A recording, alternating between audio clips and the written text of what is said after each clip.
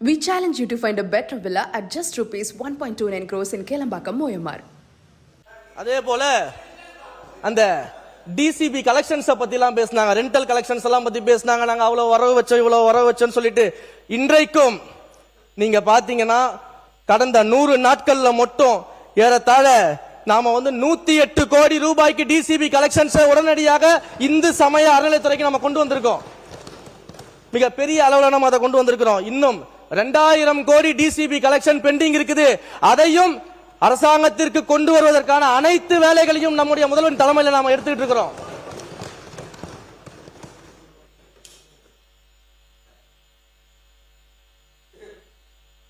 நிலங்களை பொறுத்த வரைக்கும் கடந்த 100 நாட்கள்ல நம்முடைய தீவிரமான செயல்பாட்டினால ஏறத்தாழ திருக்கோயில்களுக்கு சொந்தமான 464 ஏக்கரை திரும்ப கொண்டு வருவதற்கான மேல்முறையீட்டில் நம்முடைய அரசாங்கம் செயல்பட்டு இருக்கிறது. கணினி சிட்டா விவகாரத்தை பொறுத்த வரைக்கும் 349 ஏக்கரை மீண்டும் கொண்டு வருவதற்கான மேல்முறையீட்டு நடவடிக்கையில் நம்முடைய அரசாங்கம் இறங்கி இருக்கிறது. இந்த 100 நாட்கள்ல மட்டும் ஏறத்தாழ 45 ஏக்கர் நிலத்தை நம்ம கோயிலோட நம்ம சேர்த்திருக்கிறோம். இப்படி தொடர்ந்து கோயில் சொத்துக்களை பாதுகாப்பதிலும் கோயிலுடைய பராமரிப்பிலும் நம்முடைய அரசாங்கம் மிக பெரிய கவனத்தை செலுத்தி வருகிறது. அதே போல இந்த நகை உருக்குவதை பற்றி எல்லாம் பெருமையாக பேசினாங்க. அதுல எனக்கு எந்த விதமான மாற்று கருத்தும் இல்லை. ஆனா ஒரு கேள்விக்கு அவங்க பதில் சொல்ல வேண்டிய அவசியம் இங்க இருக்கிறது. நகையை உருக்குவதை மட்டும் பற்றி பேசிய அவர்கள் யாருமே கடந்த 12 வருஷங்களாக 10 வருஷம் 5 வருஷம் 20 வருஷமா இன்னும் பல கோயில்கள்ல நகையை மறுமதிப்பீடே பண்ணாம வச்சிருக்காங்க. ஆண்டுக்கு ஆண்டு செய்ய வேண்டிய நகையுடைய அனெக்சர்ஸ் ஆட் பண்ணாம வச்சிருக்காங்க. 5 ஆண்டுக்கு ஒரு முறை நகையை மறுமதிப்பீடு செய்யணும் அப்படிங்கிறது HRNC லாவில் இருக்கு. வருஷா வருஷம் நகையை அனெக்சர் பண்ணணும் அப்படின்றது HRNC ஆக்ட் அண்ட் ரவுல்ல இருக்கு. ஆனா இது எதையுமே செய்யாம 10 வருஷம் 5 வருஷம் 20 வருஷமா இந்த நகையுடைய மறுமதிப்பீடையும் இந்த நகையுடைய அனெக்சர்ஸ் எதையுமே சரியாக பல கோயில்கள்ல பெரிய கோயில்கள் எல்லாம் பண்ணாம நகையை உருக்கிட்டேன்னு பெருமை மட்டுமே பேசிக்கிட்டு எப்படி இந்த பணியெல்லாம் யார் செய்யறது? அப்ப இந்த பணியை செய்வதற்கு மாண்புமிகு முதலமைச்சர் அவர்கள் உத்தரவின் பேர்ல இந்து சமய அறநிலையத்துறை இன்றைக்கு செயல்பட்டு கொண்டிருக்கிறது.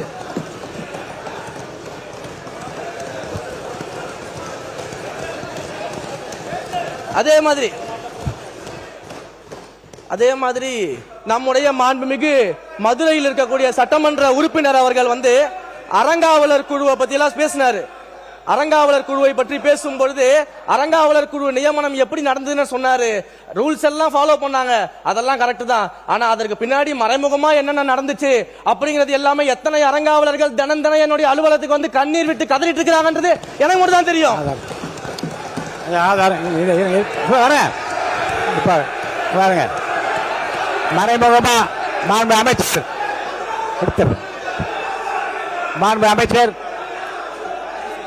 அதனால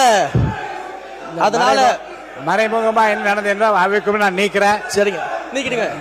சப்ஜெக்ட் மட்டும் பேசுங்க. சொல்லிட்டேன், உட்காருங்க.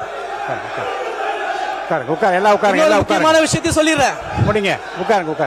எடுத்துட்டாங்க, போதும். அறிவிப்புகளை சொல்லிடுறேன். அறிவிப்பு வந்துட்டாரு. வாங்க, அறிவிப்புகளை சொல்லிடுறேன். வாங்க, வர. அதே மாதிரி மாண்புமிகு அறிவிப்புகள் சொல்ற, உட்காருங்க. எடுத்துட்டாங்க. அவை முன்னவர் மாண்பு பேரவைத் தலைவர்களே, மாண்பு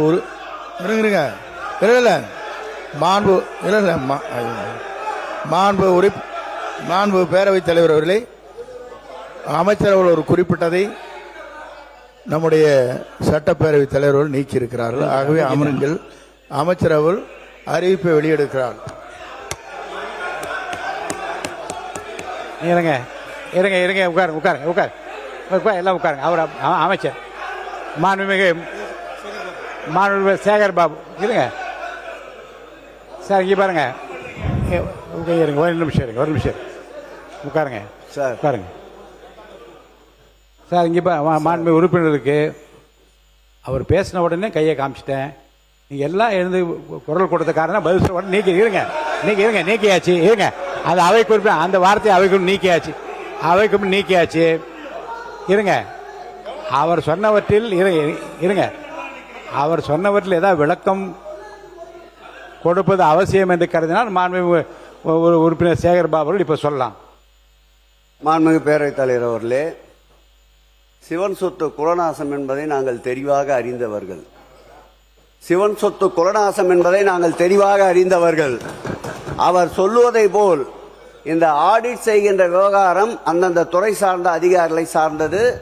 இந்த ஆடிட் மத்திய அரசு தன்னுடைய கையிருப்பிலே வைத்துக் கொள்ள வேண்டும் என்று முனைந்த போது அந்த ஆடிட்டை தமிழக அரசு தான் செய்யும் என்று போராடி வாதாடி தமிழக அரசின் சார்பில் ஆடிட்டை நிர்ணயம் செய்து நாங்கள்.